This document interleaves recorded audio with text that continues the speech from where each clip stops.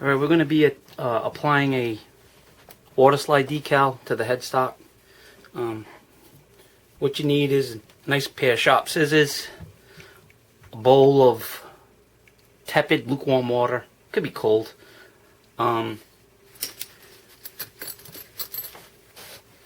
paper towels. I usually use paper towels on this.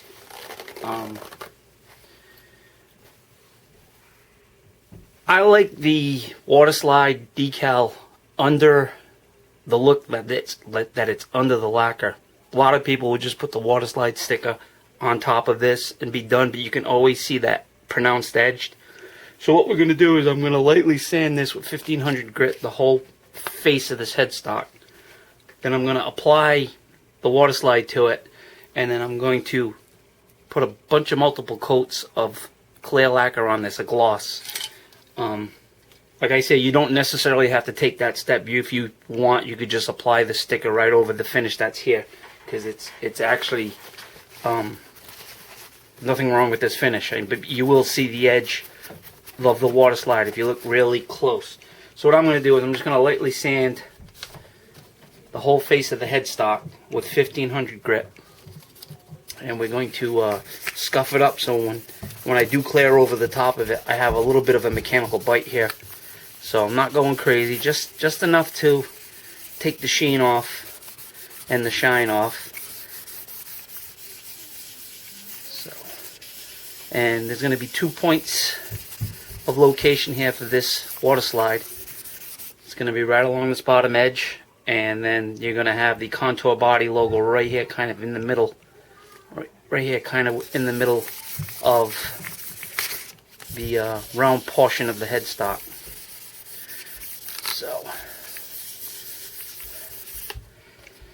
So he takes just a scuff, I'm breaking the shine. So that's nice and clean and dry. Now make sure everything's clean and dry. So you want to take a nice pair of scissors, and what you want to do is you want to cut your waterslide decal in a round, as close as you can to the font, but you don't want any square sharp edges. So you want to cut everything in a rounded fashion. You want to minimize as much of the extra water slide as you possibly can. So what I do is kind of doing this off screen, but I tend to go as close as I can to the font. No sharp edges. And you want to do it in a round, cloud-like, pebble-like fashion. You want everything cut that way. So you really don't want sharp edges. So we'll just cut that off right there. We'll have to trim that up afterwards. So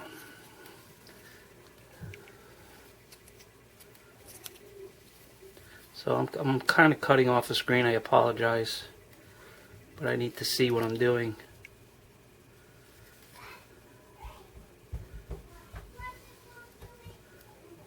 The sharper the scissors, the better off your product will be. Like I say, we're just going to follow the font and try to cut everything rounded. I know I'm repeating myself here, but I'm just trying to remind myself to do that.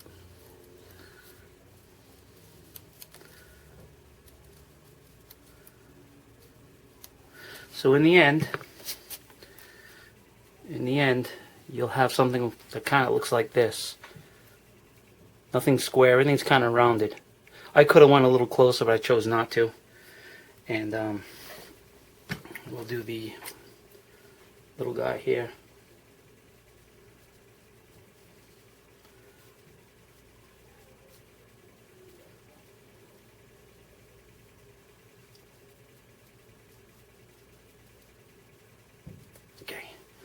I usually have a tough time with these little ones because they're so small. So you want kind of what's going on there. That's going to be a tough one. So now you take the decal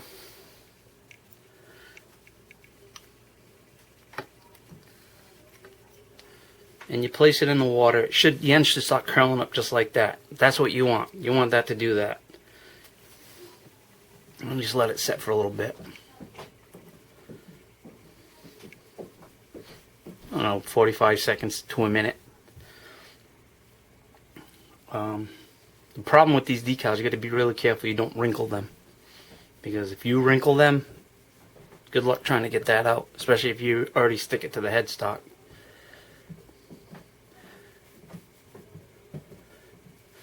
Alright, so we're at 5 minutes into this video. You want a little piece of paper towel, wad it up like kind of like this, fold it up. You want a really soft edge.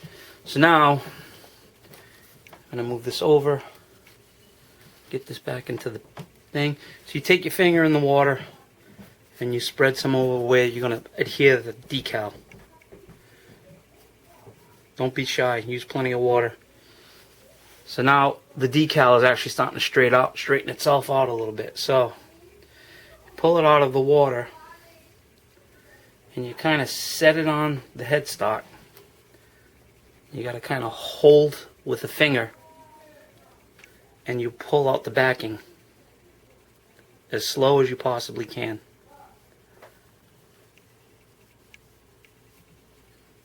You have some time to move it around, but not much. So usually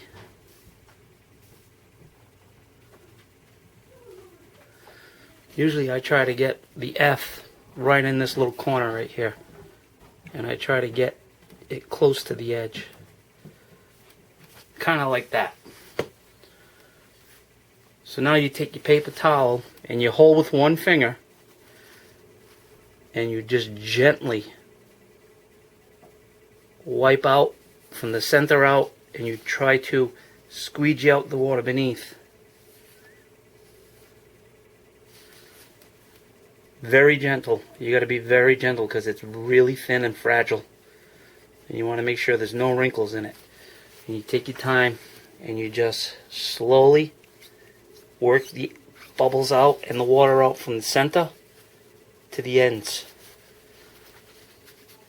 Because once this sticks, all bets are off.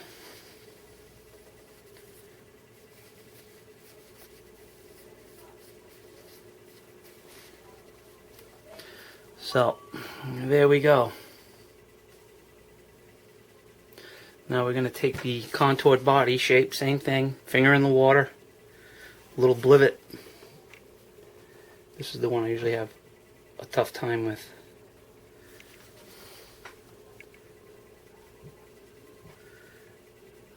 Tweezers work well too. Whoa. So we want to position that kind of like right there. So then just gently, not much pressure, dot it and dab it or dab it. And you also want to take the water out from underneath that. There's still a lot of water in there. It moved on me. So, like I say, these little ones are the ones that give me fits.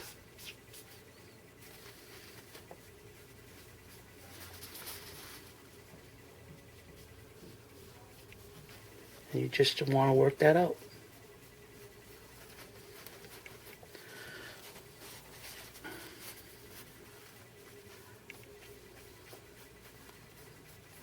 And this is a 50-60 style logo. I buy these off of a fella on Etsy. It's like $6 a water slide, so it's like 12 bucks for two. And that's if you want to do strat clones, or you got an old strat that you want to fix up the headstock. And then, oh, there we go. So we have a water slide decal in place. No wrinkles.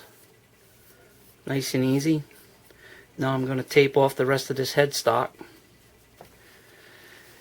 I'm going to tape off the rest of the headstock. And we're going to put a couple coats of this clear lacquer on here. And that should keep it nice and buried and deep.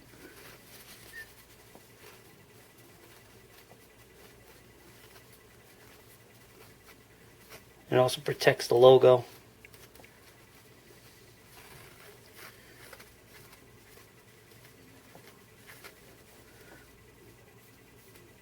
So there you go.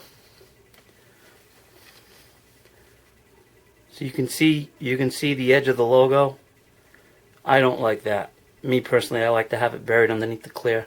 So I'm going to do that. I'm going to bury it under the clear, and we're going to call this a day. So I'm going to tape off this surrounding area, tape off the neck, and we're going to clear it. Probably get about 6 or 7 coats of clear.